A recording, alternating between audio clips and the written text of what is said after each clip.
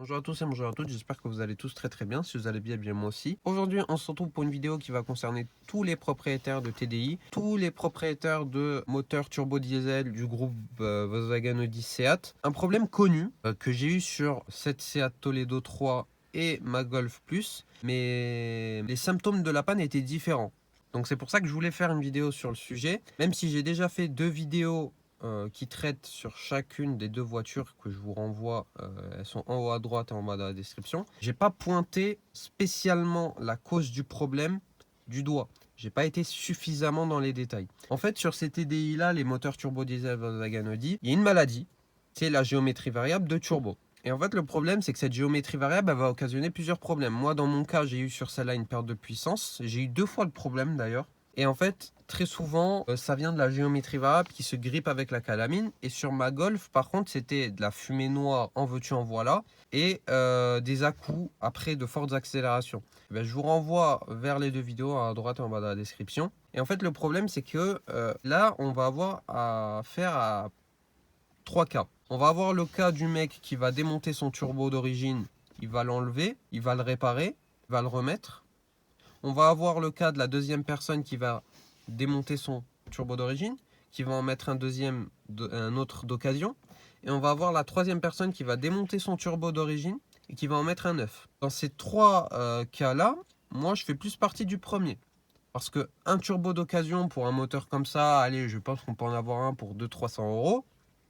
Par contre, le troisième cas, des fois, moi j'avais regardé juste par curiosité, un turbo pour ce moteur-là, moi j'avais regardé en neuf sur des sites que je ne vais pas citer dans la vidéo, c'était dans les 700-800 euros.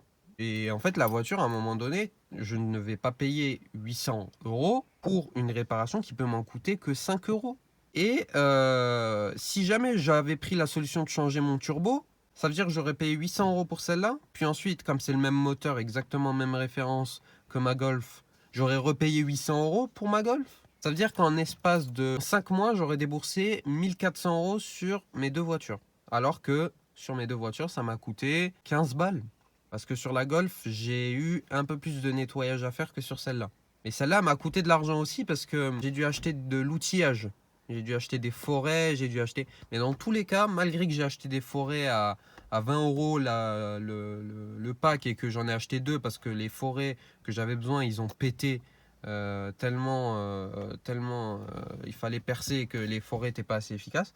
Dans tous les cas, ça m'a pas coûté 800 euros. Ça m'a coûté beaucoup moins cher qu'un turbo, même d'occasion. Donc à un moment donné, il faut faire un choix. Et en fait, pour aller dans les détails, en fait, la géométrie variable se grippe dans le turbo. Et en fait, elle occasionne des problèmes. Et en fait, la solution, c'est de démonter le turbo. Il faut démonter le turbo, parce que déjà, il n'y a pas assez de place. Et en fait, il faut séparer, moi dans mon cas, le shra du collecteur. Et il faut nettoyer l'intérieur du turbo avec du décapour, etc. On rince tout ça, on laisse sécher pendant une bonne journée et on remonte. Ou alors, il y a des solutions, c'est-à-dire qu'on peut laisser le collecteur sur la voiture et démonter que le turbo. J'ai vu ça sur un 2,5 litres TDI, il me semble, c'est comme ça, mais je suis pas sûr.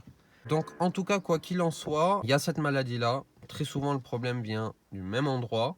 Ça peut venir de d'autres endroits. C'est pour ça que quand on a un problème sur une voiture, il faut toujours passer la valise. Je voulais vraiment parler de ce problème-là parce que malheureusement, les pièces de voiture coûtent très cher. Des fois, on a des factures à quasiment pas loin des 1000 euros, voire même 1000 euros, voire même des fois, ça dépasse les 1000 euros. Parce que des fois, il y a sur certaines voitures, pour démonter le turbo, ça coûte très cher puisque c'est très compliqué, puisqu'il y a énormément de démontage. Donc c'est pour ça que j'ai décidé de faire une vidéo sur le sujet. Comme ça au moins vous êtes au courant, vous êtes tenu informé. Et au moins après à vous de voir si vous voulez démonter vous-même votre turbo. Si on se sent un minimum capable et que on a le matériel nécessaire et qu'on a la documentation, on prend le temps de démonter tranquillement le turbo, on regarde la documentation et voilà. Les RTA sont là pour ça.